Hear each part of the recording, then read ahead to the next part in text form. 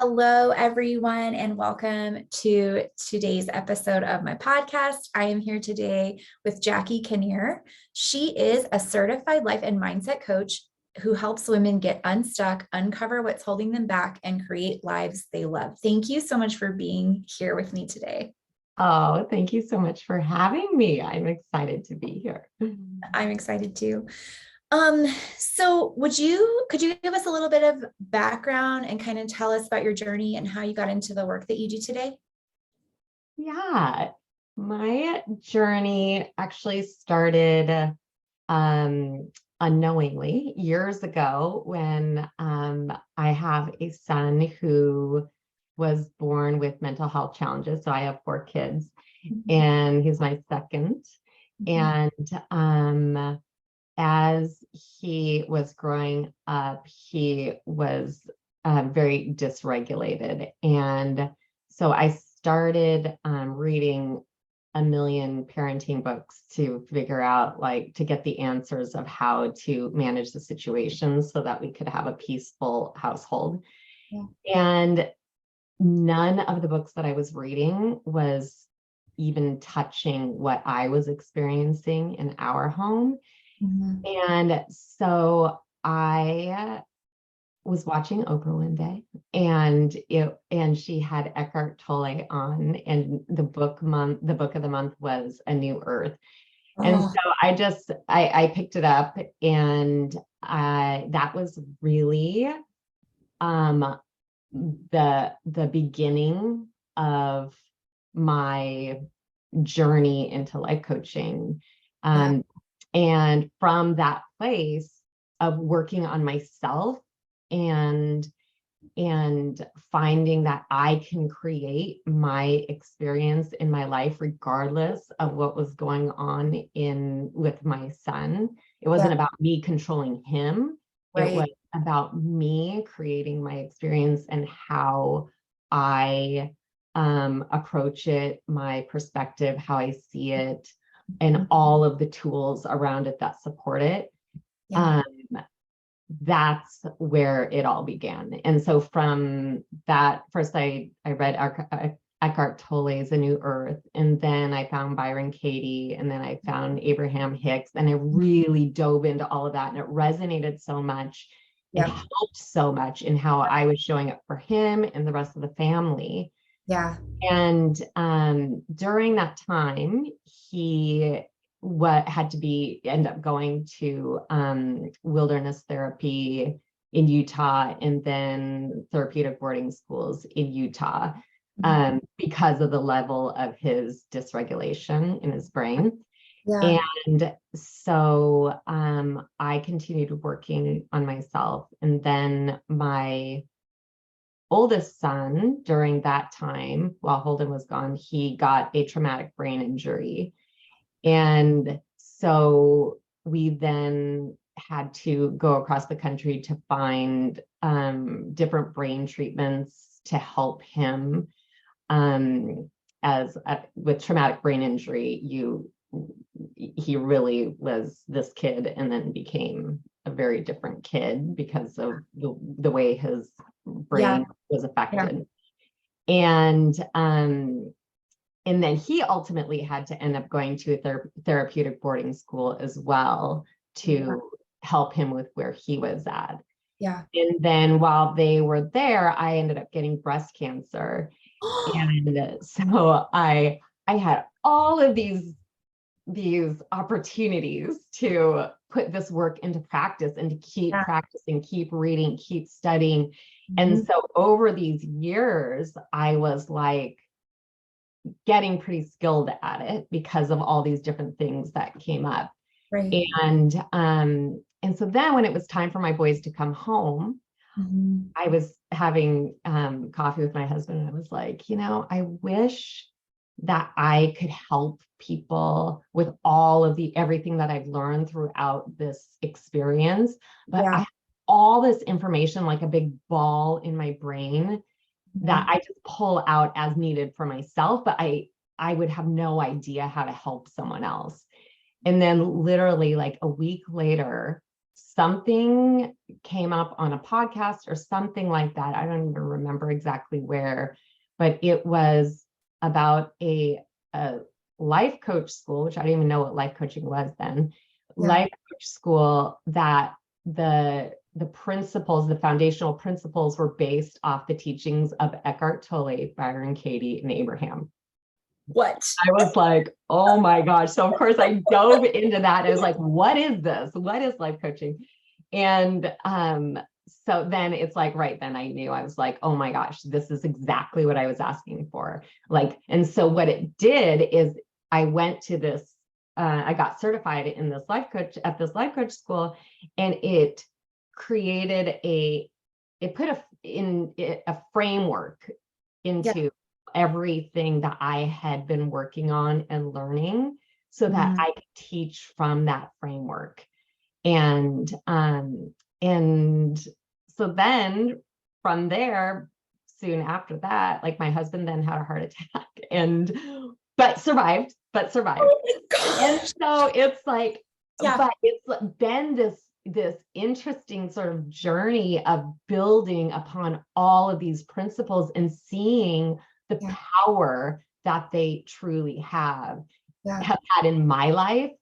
And so I know like the power that we have as humans to move through challenges in a way that we can create our experience. And so now I get to teach that to other people and guide other people as well, which that's how I went from there to here.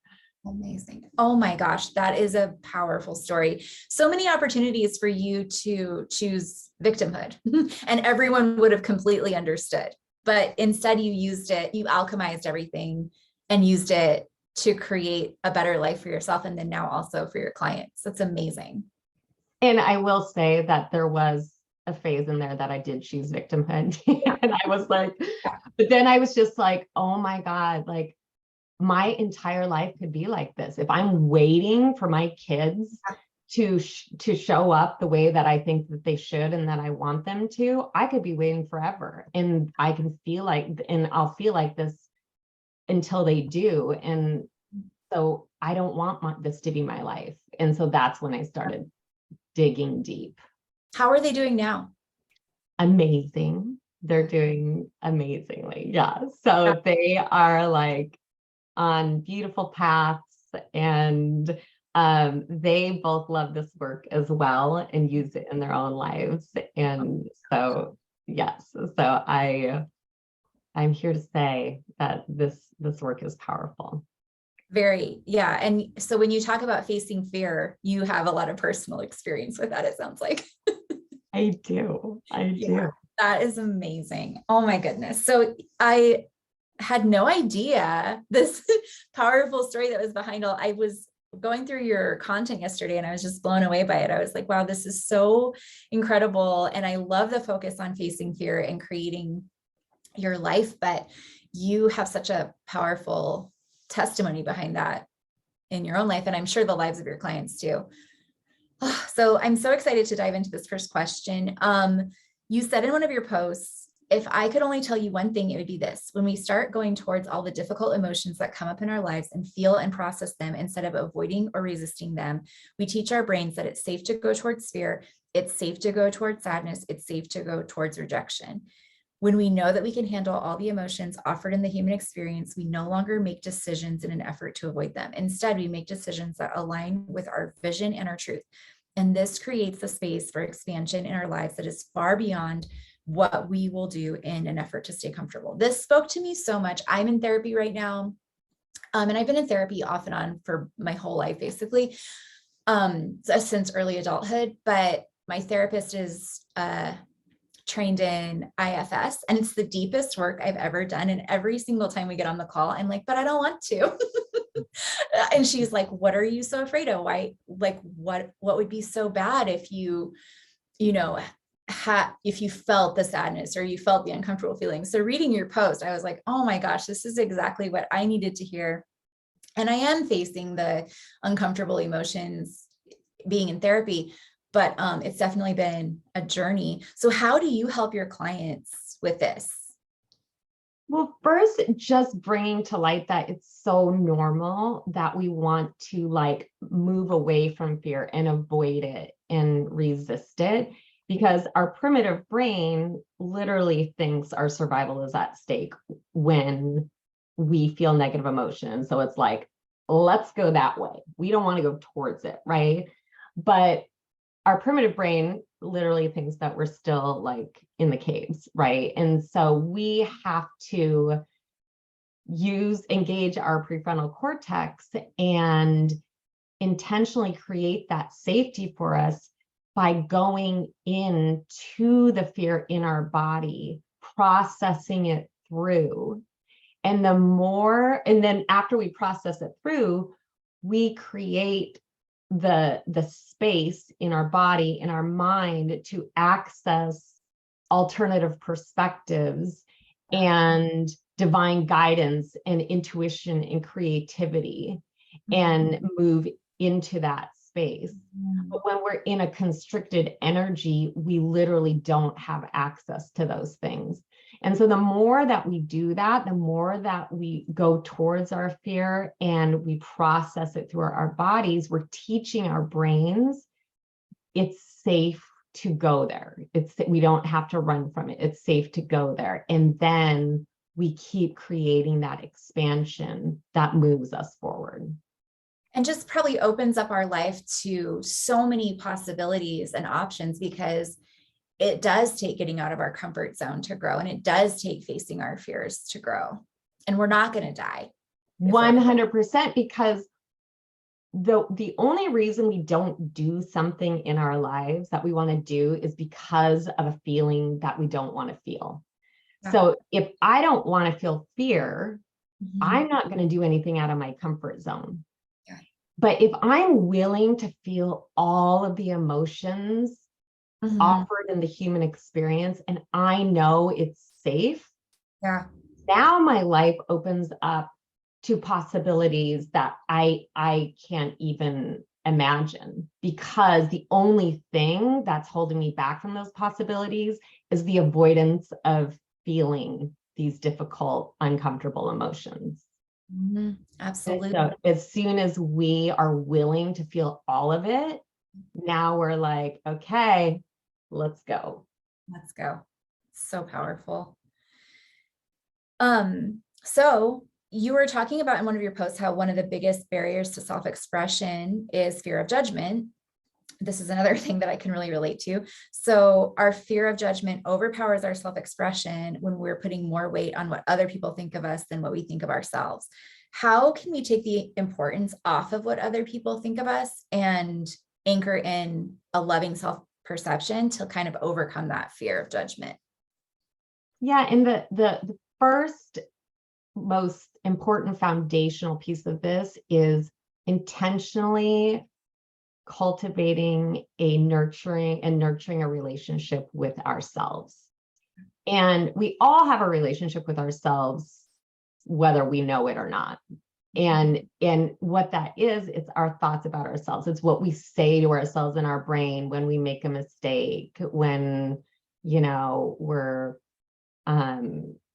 talking to someone and we like say something embarrassing, or anything, just out in the world living our lives. The things that we say to ourselves in our brain is our relationship with ourselves. But so often we're not even aware. We don't even have the awareness of what we are saying to ourselves, because it's become so rote almost, right?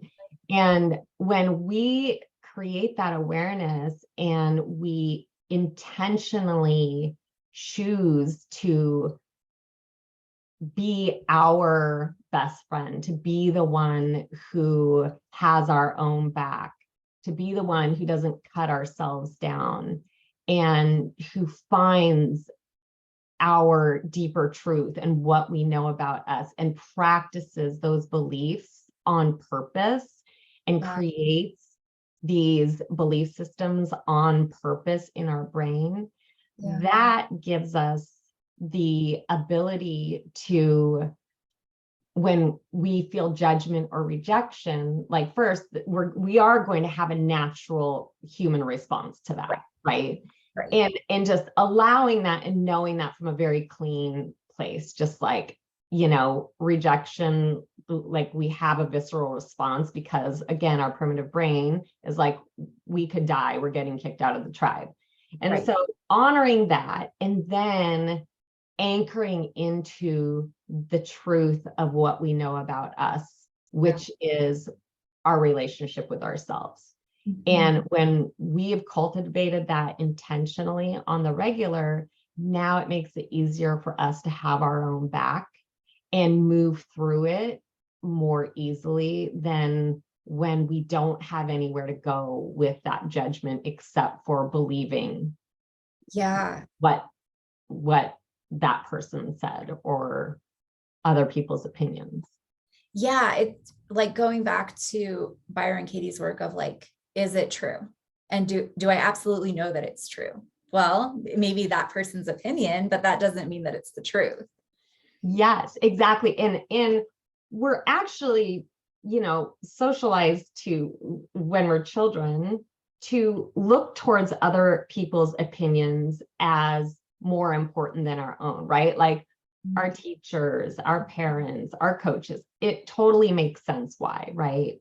Yeah, that's so true. But when we become adults, no one tells us that, okay, now it's your responsibility. You get to decide who you are now. Yeah. You're an adult, you get to decide and you get to choose who you are and move forward from that place. And your opinion about yourself Yeah. is the opinion that matters to you more Yeah. than anyone else's.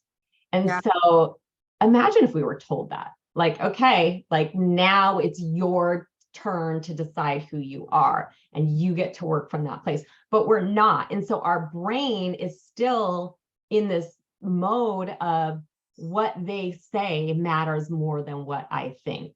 And so we have to switch that on our own. We're making other people almost an authority in our life when as an adult there shouldn't be an authority. Right. But it makes so much sense. Why? Because we were trained to Yes. growing up. And now that we're adults, we have to be like, oh, wait, I'm the authority of who I am. Their opinion doesn't override what I know and what my opinion is about me. I don't have kids, but as a mom, do you think that there's a way that we can empower children sooner to become their own authority? Or do you think that it is healthy to have an authority over you, even as like as a child? You know, it's a funny balance that I have played with over the years, and I think it's easiest to play or to work with it in terms of because there is a balance in with the parents and the teachers and the coaches, right? Because every adult is going to be working from their own belief systems that they put on our kid. So then our kids adopt unconsciously our belief systems of these authorities in their lives. Yeah. And so really it's like when they present with a belief system that is clearly from someone else's, you know, way of living, Yeah. it's like just offering them the question like, oh, why do you believe that? Why do you think that? Or with their friends, like, oh, Sally said I'm not a good friend because I wouldn't let her, you know, have my apple at lunch or whatever, right? It's like, okay, well, what do you believe about you? Yeah. Right. And like asking them to like go back to themselves. Okay, Sally's allowed to believe that. And what do you believe? And Mhm. maybe she'll be like, well, I wasn't really a good friend because actually I did this, this, and this, and this. And there's a place for evaluation. There's a place for that really like looking at ourselves, right? And there's also a place for like, you know what? Here's what I know about me. Yeah. I am a good friend. And we get to and then empowering your child to be like, that matters. Like that's what you know. Yeah. And allowing people to be wrong about you. Yeah, that's so powerful. I feel like it probably is a fine line and definitely a balance because coaches and teachers and parents are important.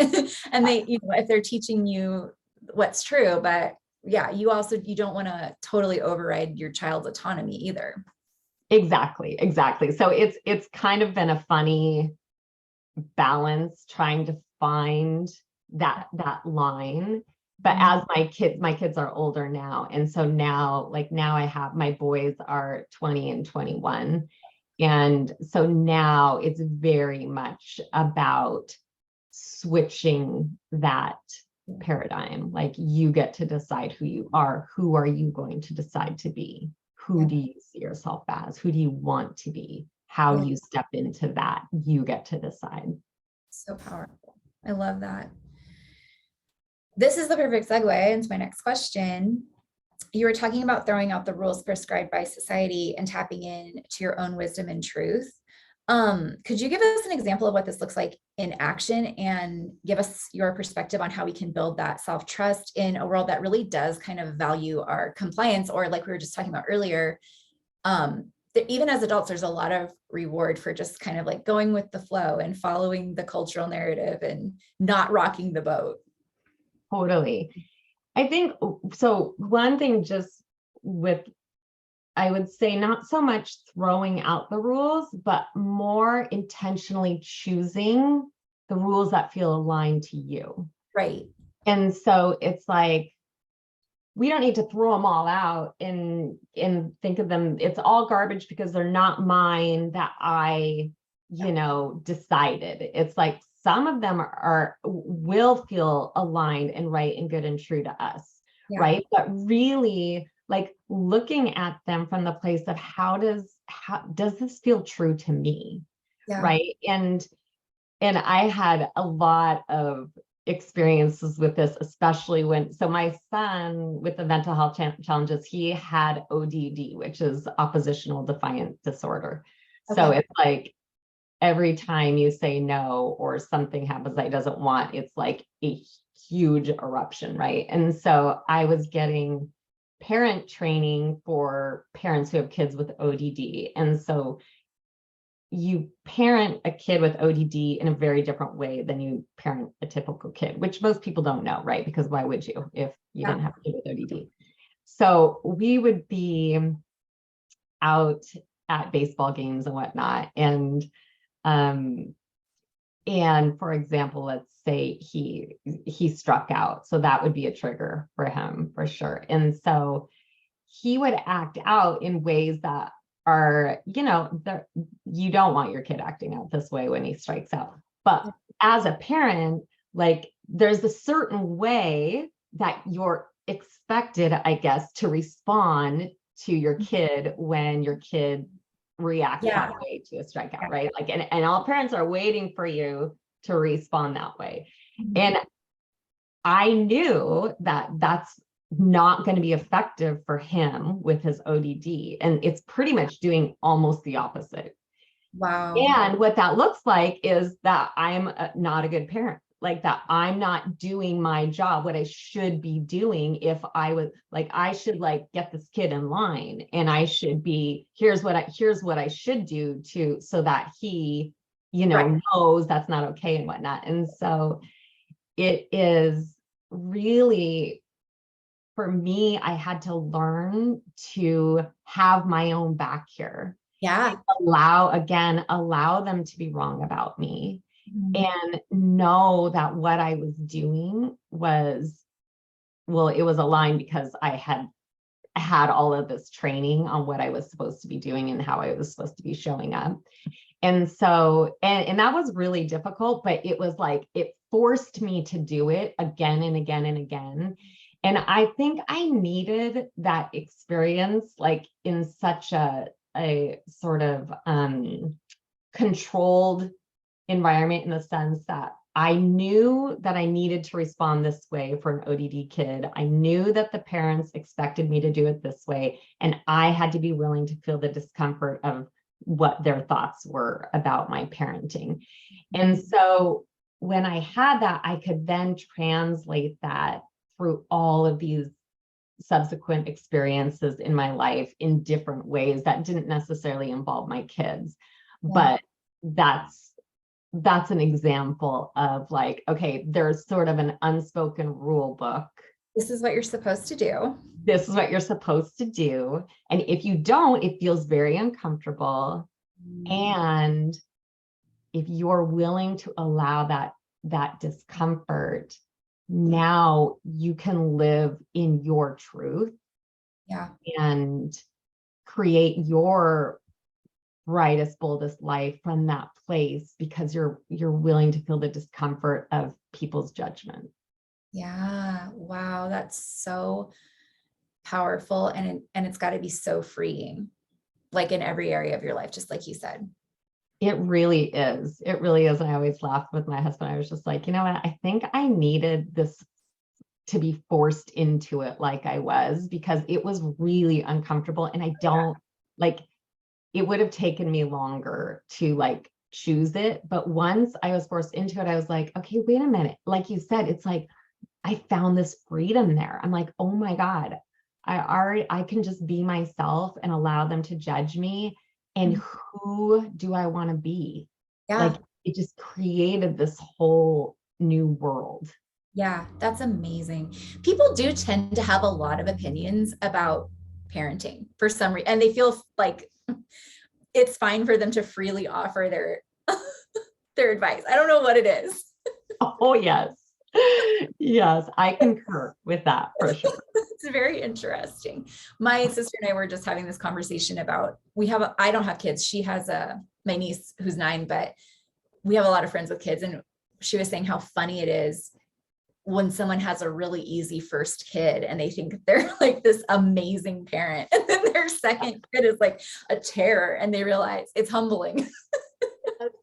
I actually have a friend who had this exact, her first child was just so easy. And then exactly what you said, the second one was more challenging. And she said to me one day, she was like, when the kids were little, she's like, I am so glad that I had my second, because I would have been going around giving people parenting advice thinking that the reason my first kid was the way she was is because I did such a great job parenting.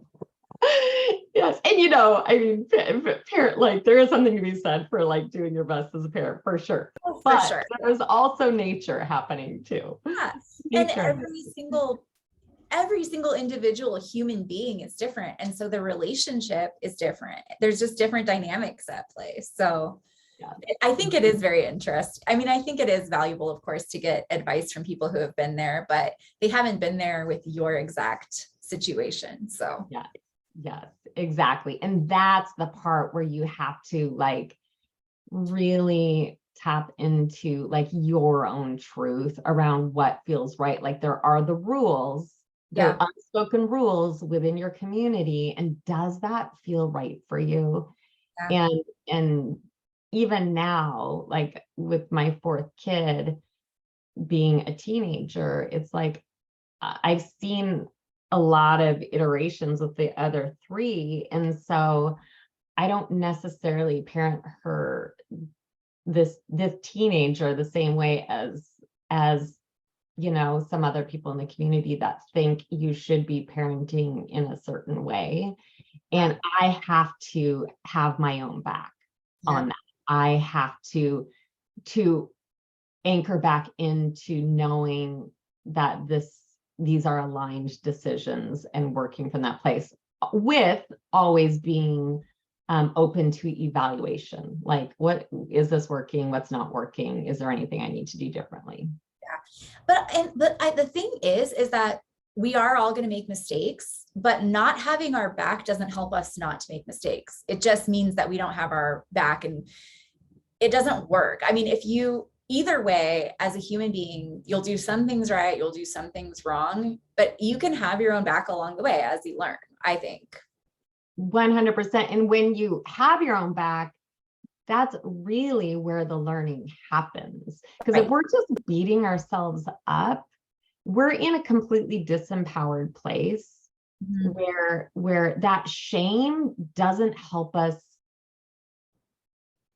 see from another perspective that we can learn and grow from. We hide out from it more versus like, you know what? That was a mistake, and next time I would do it this way, and I'm not going to beat myself up. Like we're all doing the best we can. Yeah, exactly. I love that. Yeah, it's so much more empowering. Um, you teach women to take time each day to do something intentionally that brings them joy. What does this practice look like in your life? Well, I love my walks with my husband. So my husband and I take walks almost every day. It's really just a lot of little things. It's whenever whenever my kids will hang out with me, like I'll take it. Like that brings me joy. Like my morning tea, my conversations with friends. It's just like really noticing. It's like probably just normal things that people do every day. But if you notice the joy that it brings you, Yeah. it creates the space to build on from your day. Yeah. And if you notice that you're not doing, like if you start noticing the little things you do in your day and you're just like, I'm not seeing it, then that's a place to tend to, right? And intentionally creating things every day, just little things, or big things are great too, but the little things compound and they matter. Yeah. With being a mom and a business owner, have you ever struggled to find a balance between the two and then also incorporating your own self-care, or how does that work for you? Yeah, I have really been intentional about building my business around my kids. Yeah. Just because, well, because that's the way I want it to be, but also um, we've had high needs kids for a long time. And so I knew I needed to have that flexibility. And I'm also a person who likes to have alone time, like that sort of fills me up by having that time. And so just over the years, noticing what I need, Yeah.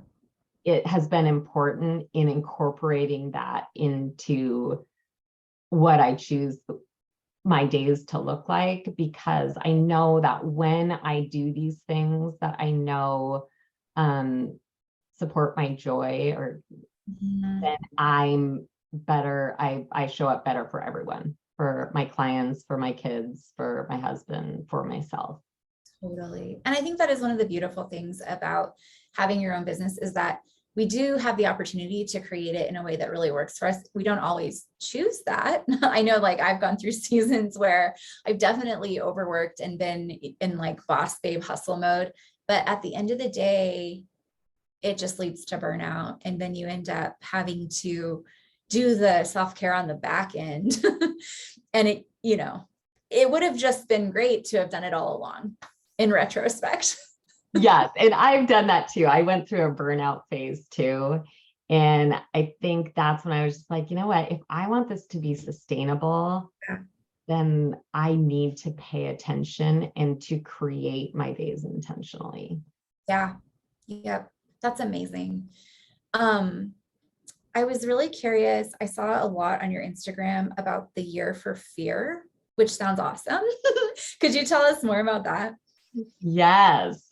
So I coach on, feelings a lot. And like we talked about earlier, how the reason that we don't do the things in our lives that we want to do is because of the feelings that we're avoiding. And so I was like, what would happen if I did this experiment for a year where I purposely every week did something that I normally might shy away from because I'm like, maybe I'll do it next week, like avoid because it feels uncomfortable to me. Like, what would happen? What would that look like?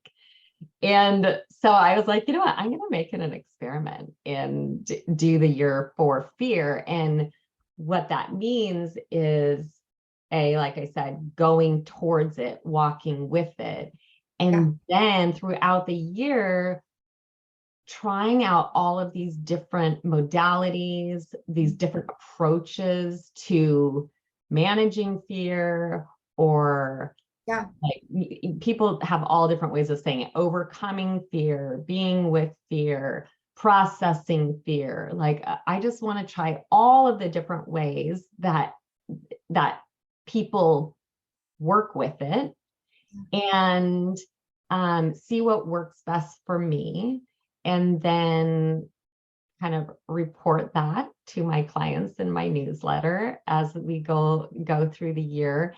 And then also see, like, do I, by the end of the year, am I kind of like numb to fear, in a sense, like more numb to it than I was before by continually going towards it again and again and again? Or is it the same, or has the level changed, just what the experience is like, and then what I create in my life from choosing to go towards it? Did you start in January? I started in March on my 51st birthday. Oh, so wait, yeah. how are you 51?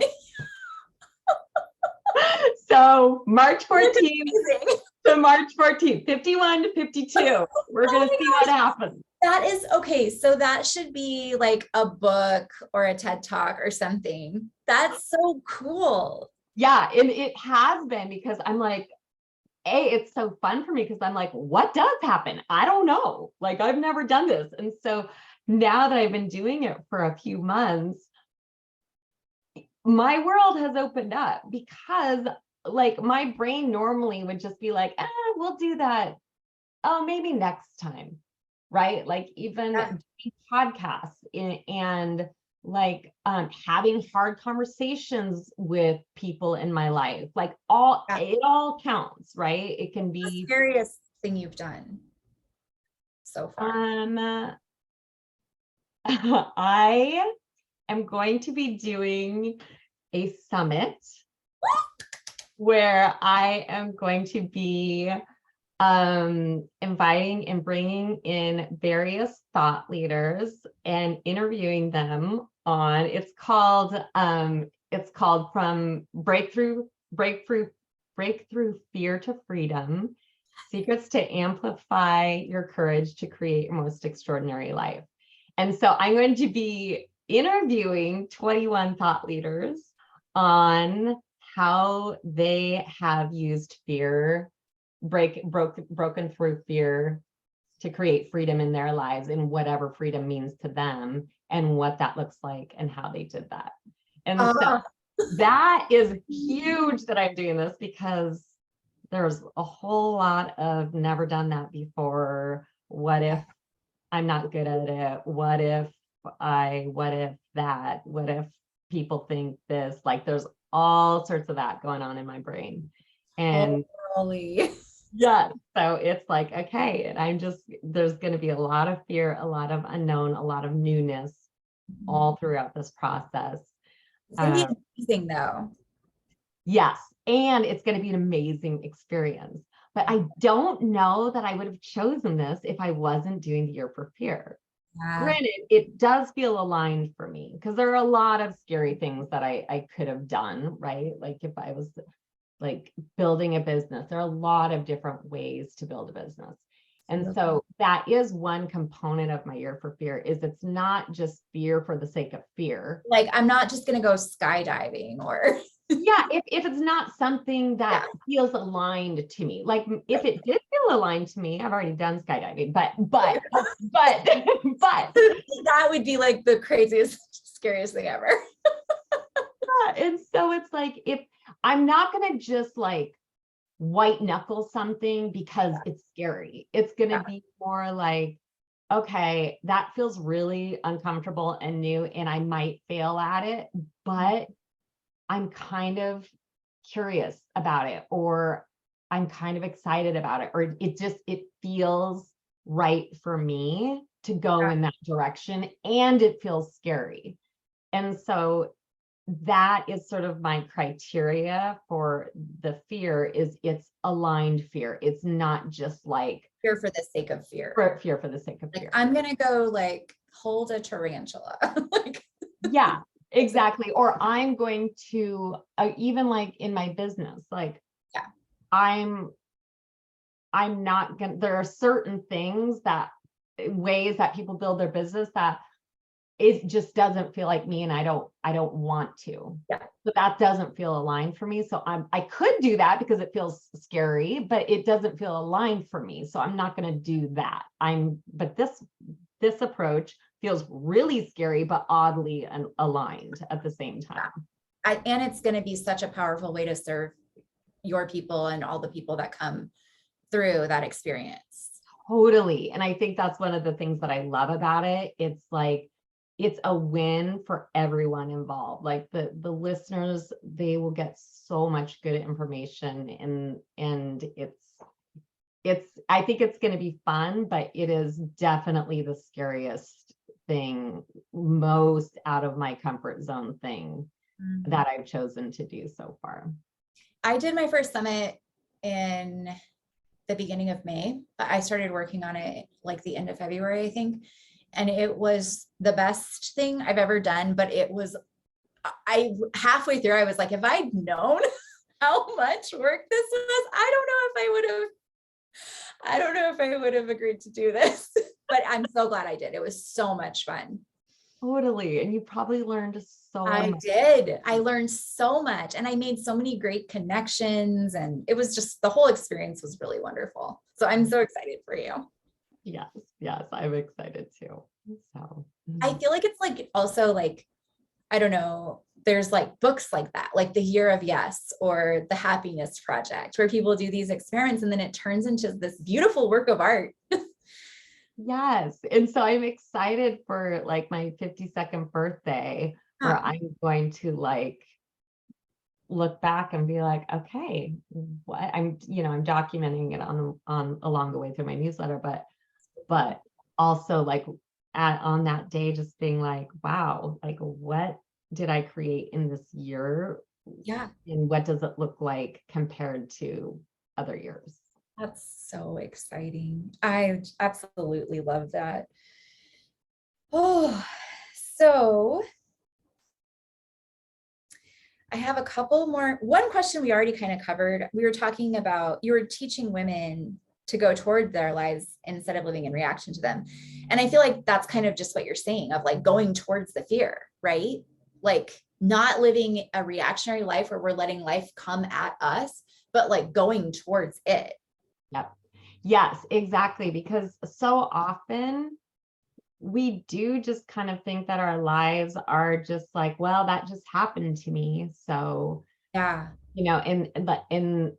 and we actually have so much power, in the sense of the power to create our experience of that circumstance. Yeah. In the context of that circumstance. And that is, like with my sons, where I was very much in the victim mode, and that was the space that I was in, that I was just like, well, yeah, I mean, of course I feel like this. Yeah. Right. And it just felt like, well, this happened to me, so of course I feel like this. But then once I started really, diving deep into this work, I was like, oh my gosh, this doesn't have to change for me to have a life still filled with joy and laughter and love and everything that I want to have in my life, even though this is happening outside of it. It gave me the power to create instead of just react. Yes, that's so powerful. And you not only created an amazing life for yourself, but now you are helping other people to do that for themselves, which is just beautiful. It's so wonderful. Oh my gosh, it's my favorite thing, because I so remember not having the awareness that that was possible. And reading it's like all the parenting books and being like, the answers are not here. they're not there. Yes. And that was huge for me. I was like, wait a minute. No, this isn't it. I've already tried that. And then I was like, oh my gosh, like it comes from within me. Like this is where I have the power to create my experience and my life, which is everything. Absolutely. Yeah. So powerful. So my last question, and then I'll also ask you how we can find you and work with you. And I'd love to hear more about your summit if you have any details on that. But you talk in a post about how the first step in bringing our dreams to life is knowing what it is that we desire. Do you have a way that you help your clients to actually tap into what that is? Because sometimes we don't even know what we want. Yeah. Yeah, that's so true. Like, I think part of the reason that we don't know what we want is because we've never allowed ourselves to have the desires because of what we've made them mean, right? Like, just from a patriarchal socialization standpoint, like we're taught as women, like we should just be happy with what we have. And if we want more, that means we're not grateful. Or that, okay, am I being greedy? Like I have all this, like, is it okay for me to want more? Does that mean I'm greedy? Right? Like we want to be good people in society, in the world. And when we make desire mean that we're bad, then we don't allow ourselves to go there. But that's also what keeps our lives small, right? And so when we first realize that our desires are of the divine, they're meant for us, right? And if they are in us, they're meant for us, and that we have everything that we need within us to bring it to life. And so first, just allowing ourselves to believe that and deciding that we are allowed to want to expand, want more. And then from that place, like that creates the opening right there to just be like, okay, what if I am allowed to want what I want, what would it even be? So now we've created the space to even tap into it. And then from that place, we also have to believe that it's possible for us. Right? Like without the belief, there's no fuel to bring it to life. And so in order to, if we're lacking in the belief, one of the ways to kind of like spark it is to just start really small and say, okay, if it was possible for me, like what would be one thing that I could do this week that would move in that direction of this vision? Totally. And so it's like when we allow ourselves to create the desire, to have the desire, from there, now we can create a vision, the vision, and then start believing in our vision by just asking us that little first small step question, like if it was possible for me, Absolutely. what would I do? Yeah. Just starting there. Absolutely. And then being willing to continue to show up and whether there's evidence or not. That's a huge piece. And oh my gosh, that's huge piece. The faith that it's just like, I know that I can do this. If the desire is within me, it's of the divine and it's possible for me. Just like really knowing that and believing that. Yeah, exactly. Because, and also knowing why, like, why do I want this? Like, why do I want to bring this into my life? Because that also is so important, because if your why is just kind of like, I don't know, there's no momentum being created there, right? And so it's like when you really can identify on a deep level with your why, and you can feel it in your body and it's important to you, the reasons like really resonate with you, that is going to be the fuel to push you forward and create momentum. Absolutely. I was reading this book about, it was a financial book and I can't remember the name of it, but the guy was talking about how he found his why by just asking why like 7 times, and every time he would get to a lower layer. So like at the very beginning, he was like, because I want to serve people. And that's just like the surface level answer. And then when he got all the way down to the very last why, it was like this very visceral fear of being in poverty again, which is what he'd grown up in. And he was like, I never want to feel that again. And that was his real why, which it was the truth. It's not like fancy or shiny or what we're supposed to say. But another quote I just heard was, if your why is big enough, you can tolerate any how. So it's like, that's a huge why. Oh, I love that. Yeah. And he was in the book, he was kind of explaining that that is one of the reasons why people who have had a really tough start in life tend to be the ones that make it, because their why is so strong. Yes. Oh my gosh, I love that. Yeah. But it's so true. You have to be able to like, that's your place that you can dig deep when you don't want to do it anymore, because there are going to be plenty of times where you don't want to do it anymore. You're just like, this is hard. It's not working. Like you have these days, nothing's happening. Yeah, exactly. When you can go back to that place of, oh wait, this is why I'm doing this. This is why I have this vision, that's going to drive it. Yeah. I love it. Amazing. Well, this has been such an incredible conversation, and I'd love for you to tell us how we can find you on the internet. Yes. I am at, my Instagram is at Jackie the Life Coach. And then my Facebook is Jackie Newbel Kannier, which is Nuebel and then Kannier. And then I have a website, and that tells more about me and what I do, and that is www.jackiekannier.com. Perfect. And I'll link your Instagram. And do you have the links in your bio on your Instagram to all those other things? Yes, I think so. Perfect. Okay. And I would love for you to keep us updated on your summit so that we can all sign up for it.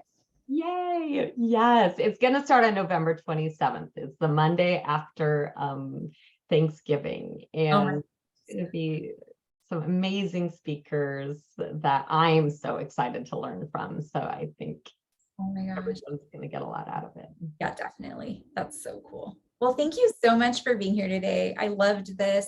I hope we can do it again soon. Oh, thank you for having me, Sarah. It was so fun to have a conversation with you. So thank you. You're welcome. Have a great rest of your day, okay? You too. Thank you. Bye. Bye.